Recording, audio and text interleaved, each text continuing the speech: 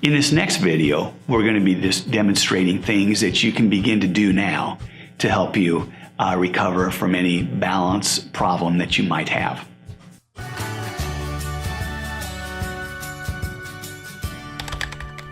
Now we're going to be looking at the things that a person can practically do to begin to improve their balance. Okay, I think it's essential that we kind of get an idea of how good our underlying balance is. We talked about 3 systems. We're going to remove the visual system from it and see how well the others are functioning. That's really a measure of how well we do at night when our eyes are not able to really give us much assistance. At this point, I'm going to stop and say, you need to have yourself screened by a healthcare professional to make sure that you're safe to do this. We are going to stand in the corner of the wall. I'm going to go ahead and maybe start with my feet together. That would be the lowest level of balance. Make sure I can stand there pretty solid for like 30 seconds. If I can stand there for 30 seconds and maintain my balance, not needing to actually touch the wall, then I will begin to go ahead and do the same thing. I'll have my hands ready to catch myself if I start to fall, but I'm going to go ahead and close my eyes. And I would like to time myself and make sure I can do 30 seconds at this level. If I can, then I can move to the next phase.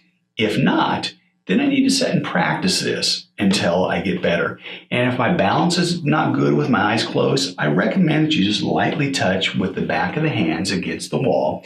That gives you feedback. So if I start to lean one way or another, I can catch myself. Once I can master my feet together, and I've gone to it's called an offset heel to toe, and I master that and do the 30 seconds at that level, I will bring my heel to toe. And on this one, I'm going to center myself so that the line directly out from the corner of the wall, a 45-degree angle, and put my feet in line with that. And my heel turns out to be about 6 inches from the corner of the wall.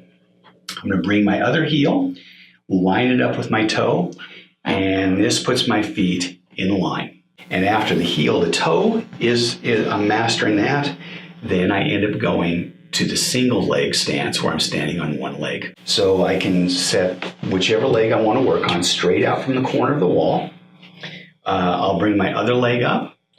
And as I'm doing this, I'm touching the corners of the wall, or the edges of the wall while I'm getting here until I can get my balance. And I can do the same thing on the other leg.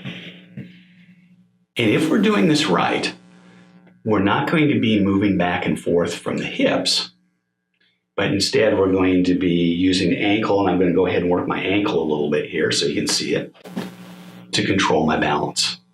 At each one of these levels, I'll stand in a corner of a wall. In fact, all the exercises, I recommend this. It adds a level of safety. If I start to fall backwards, the wall's going to catch me.